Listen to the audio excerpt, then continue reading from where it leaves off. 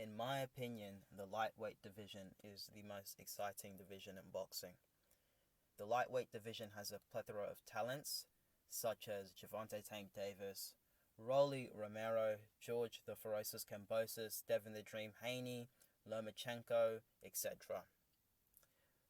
The lightweight division has fighters who have different styles and different strengths that can, produce an amazing fight. If you look at the upcoming fight, Gervonta Tank Davis versus Rolly Romero, you've got Davis, who is almost as a pressure fighter. I wouldn't say he's a front foot counter puncher. He is a pressure fighter. He's used to fighting opponents who are taller than him, have longer arm reach than him. He really brings the fight to his opponents. He moved up to 140, and he really did break down Mario Barrios. Similar to Canelo in a way where he just breaks down his opponents, and then eventually he gets the knockout. He's got that very imposing aura, even though he's not actually one of the bigger guys. He's actually one of the smaller guys in his division. You look at Lomachenko and Devin Haney, they're the most skilled in their division, in my opinion. They got the skills to pay the bills. A lot of people criticize Devin Haney and say, oh, he's pillow-fisted. But, guys, I was so impressed with Devin Haney's performance against Jorge Linares in particular. He really did box his head off. He boxed a perfect fight, other than the moment he got caught. This is boxing. When you swim, you're going to get wet, and when you box, you're going to get hit. So it is what it is. There's definitely a lot to learn. One thing is, I hope Devin Haney doesn't listen to the critics too much, because I did notice is that he was very eager to, go for the knockout in the later rounds, and that, could have cost him the fight. Maybe he was trying to prove that, I do have punching power, but he doesn't need to. He needs to box to his strengths, box at range, and you can kind of see the Mayweather influence on Devin Haney. He boxed at the Mayweather gym, and his style is kind of similar to Floyd Mayweather. Devin Haney is very solid at everything, similar to Errol Spence. He's very good in every department. His punching power is good. His defense is good. His speed is good. Everything is very sound, and that's what makes a very good fighter, someone who's just fundamentally sound. Rolly Romero. Wow. This guy is a slugger. He just looks for the knockout. He puts a lot of energy into his shots. That leaves him very open and very vulnerable for counter shots.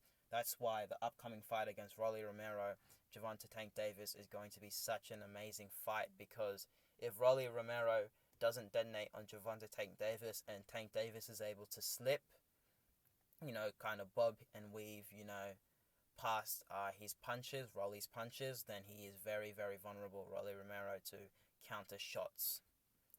Lomachenko, similar to Devin Haney, he's very skilled. He's got a lot more experience, Lomachenko. He didn't have the greatest performance against Teofimo Lopez, but he's bounced back. He had a really good performance. I think it was against Richard Comey. Yeah, and there's still a lot, in my opinion, left in the tank for Lomachenko. What I like about these lighter weight classes is the conditioning. These guys throw like 1 billion punches per minute if you compare them to, the higher weight classes such as the heavyweight division.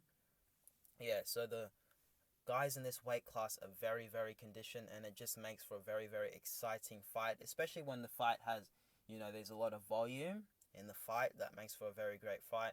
You look at the likes of Ryan Garcia and George Kambosos, they've got a lot of hand speed. Ryan Garcia has an amazing left hook. I don't think he has the best defense, and I do think he needs to improve upon that.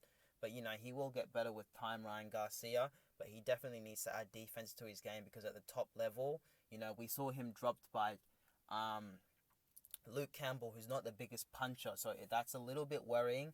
But Ryan Garcia, it was probably more of a shock. What do they call it? It slipped my mind, guys.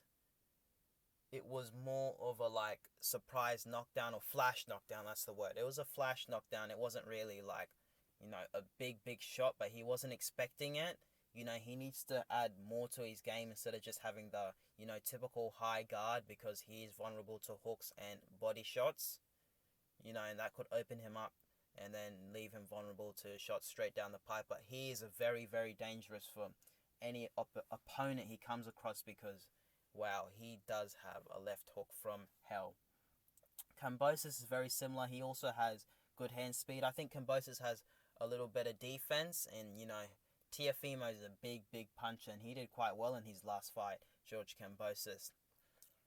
Kambosos, I think, also needs to improve his defense slightly. I don't think he's as technically deficient as like a Ryan Garcia defensively, but I don't think he's quite as quick and as athletically gifted as like a Ryan Garcia or Devin Haney or Gervonta Tank Davis. But he's also very well conditioned. He's quite durable. We saw that he's got a very good chin and he's got a great heart, which, you know, can take him quite far. How far, I'm not quite sure, because he's definitely going to need more than that to beat, you know, the likes of a Devin Haney and Gervonta Tank Davis. But, you know, I haven't seen too much of him, but, you know, I've been impressed with the bits I've seen of George Kambosos.